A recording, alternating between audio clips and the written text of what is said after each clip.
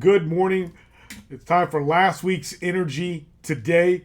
The week of September 8th in the oil and gas industry was a full week again, always keeping us on our toes. Here in the United States, Baker Hughes saw a small decrease in the amount of natural gas rigs that are out and about this last week, along with a lot of U.S. oil companies and really the majors, more importantly, showing significant cuts in capital expenditure.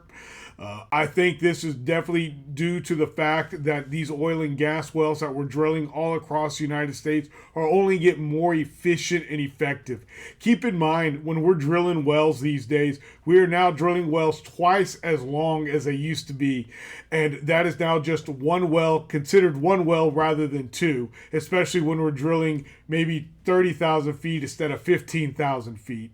We are still getting the same record amounts of production right now. Phillips 66 is now the sole owner of two of the largest refineries in America, one in Illinois and one down here in Texas.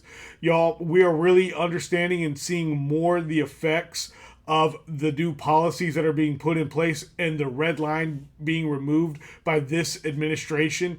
In fact, Secretary Wright of the Department of Energy announced that there could be a possibility that the EU will be phasing out Russian liquid natural gas within the next 12 months and going all to U.S. energy as far as liquid natural gas goes.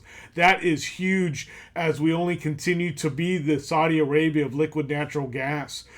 As we move into the global effects, it's amazing that the price of oil is still where it is. Again, that goes to the fact that the United States is the world leading producer right now. And I say that because, again, we had horrific attacks. Russia invaded the airspace in Poland. That should have been a red flag for the prices to go up. And of course, Israel's continued war on terror as they attack the Hamas and bring the fight to them to stop these horrific terrorist attacks. Also, we know that OPEC met and they're only going to continue to increase their production amounts. And also the IEA, the International Energy Agency, is also recognizing a global demand increase in oil and gas production, and that means that we're only going to continue to need more United States oil and more United States natural gas, and the continued support of all those great Americans that are in the oil and gas industry only continue to give not only to us here in America, but throughout the world. At Pecos last week, we had the opportunity to be at the Hart Energy A&D's Strategic Strategies and Opportunities event. What a great time it was, and what a wealth of knowledge was learned. Everybody is really doing their best to be as efficient as possible and doing their best, it looks like, as far as a lot of the private equity groups, to only continue to be smart with their investment dollars. I know I can completely understand. At Pecos, we only want to continue to be as smart as we can be and drill in those legacy areas. Also, last week, I had a great opportunity to go to Connection Crew. Shout out to my good friend JP Warren. We had a great talk with a large independent that evening for dinner. And what they really shared was setting the example, being a leader, and creating the expectations. And again, I think by creating those expectations, they also set the example, and they were able to come in tremendously under budget on a great project and really shared valuable ways that they can work with the service companies.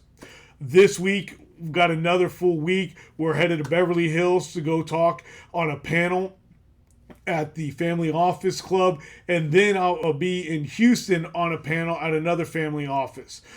If y'all haven't noticed, the secret is almost about to get out. Family offices across the nation are understanding that oil and gas is an investment that is great for that long term. It is going to be cash flow for not just 1 or 2 years and a quick flip. What oil and gas provides are great tax advantages, but more importantly, that cash flow that only continues to grow, and the value of their assets as we know, only continue to get more and more valuable. For any questions, please reach out. I want to just say that from the Treviño family, our nation is in mourning. We are praying for everybody involved in the horrific attack that happened last week. Obviously, this nation is at a place right now. We need a lot of prayer. Our hearts and prayers go out to everybody that was affected by the assassination of Charlie Kirk last week, along with all the other tragedies that are going on in America with the senseless violence. Our nation needs to come together and pray and talk it out and find solutions. There is a time to fight and a time to talk. We need to talk this out and find great solutions for the greatest country in the world, the United States of America. Have a great week.